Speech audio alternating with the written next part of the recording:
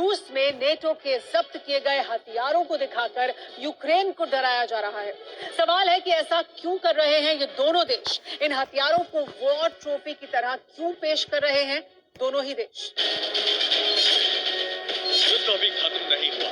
दोनों तरफ से गोला बारूद की धुआंधार अग्नि वर्षा जारी है।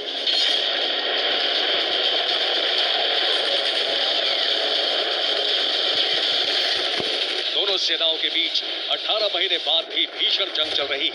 घातक वार पलटवार हो रहे हैं।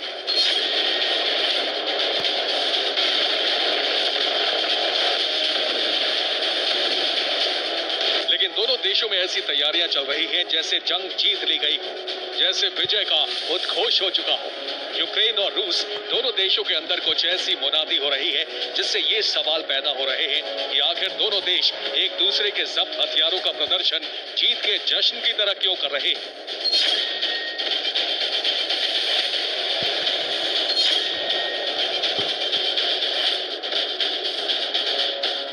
मीडिया रिपोर्ट्स के मुताबिक यूक्रेन डिफेंस मिनिस्ट्री का दावा है कि रूस के ये हथियार यूक्रेन की राजधानी कीव में सेंट्रल स्ट्रीट पर रखे गए हैं।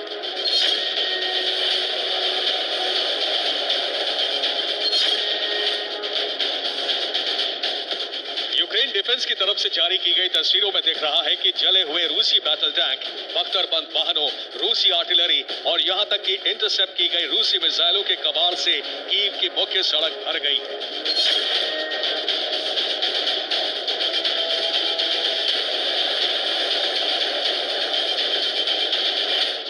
यूक्रेन डिफेंस का दावा है कि रूस के इन जब्त किए गए हथियारों और जंगी वाहनों को यूक्रेन की सेना ने जंग के दौरान तबाह किया है।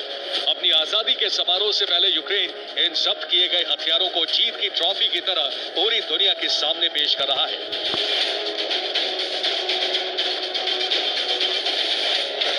मीडिया रिपोर्ट्स के मुताबिक कीव में आजादी के जश्न की जोरदार तैयारी चल रही है। हर साल 24 अगस्त को यूक्रेन अपना स्वतंत्रता दिवस मनाता है। 24 अगस्त को ज़ेलेंस्की कीव में रूसी हथियारों की परेड कराएंगे। हालांकि 24 अगस्त को यूक्रेन के स्वतंत्रता दिवस पर कीव में कोई सामूहिक कार्यक्रम नहीं होगा, लेकिन कीव में सेंट्रल स्ट्रीट पर नष्ट किए गए रूसी हथियारों और सैन्य उपकरणों की परेड आयोजित की जाएगी।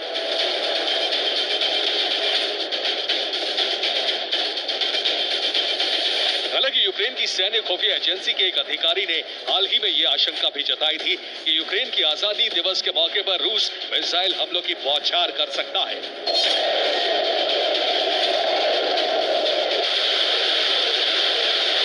यूक्रेन ने रूस के बड़े मिसाइल हमले की आशंका इसलिए भी जताई थी क्योंकि पश्चिमी मीडिया के मुताबिक जंग के दौरान रूस को काफी नुकसान हो चुका है। यूक्रेन के दावों के मुताबिक रूस ने जंग में पिछले 18 महीनों के दौरान अब तक 4,358 टैंक गंवाए हैं।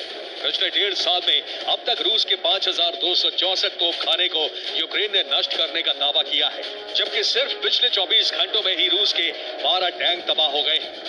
उधर रूस के दावे अलग हैं। कीव की तरह क्रेमलिन में भी नेटो के जब्त किए गए हथियारों की प्रदर्शनी लगाई गई। इसमें टैंक, तोपों की लंबी कतार, आर्मर्ड व्हीकल और रॉकेट लॉन्चर जैसे हथियारों के साथ भारी मात्रा में जब्त किए गए गोला बारूदों का जखीरा भी है।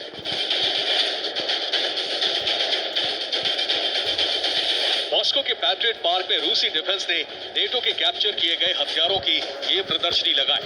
रूस का दावा है कि क्रेमलिन में दिखाए गए नेटो के हथियार और सैन्य उपकरणों को पुतिन की सेना ने जंग के दौरान जब्त किया है। रूस के रक्षा मंत्रालय का दावा है कि पिछले 18 महीने में यूक्रेन पक्ष के 11,408 टैंकों और बख्तरबंद लड़ाकू वाहनों को रूसी सेना ने तबाह कर दिया। वहीं अब तक 5,951 आर्टिलरी और मोर्टार को भी रूसी फोर्स ने नष्ट कर डाला। रूसी दावे के मुताबिक नेटो ने यूक्रेनी डिफेंस को जो टैंक, तोप, मिसाइलें और रॉकेट लॉन्चर दिए थे, उनमें से करीब 70% हथियारों को पुतिन की फोर्स ने तबाह कर दिया है।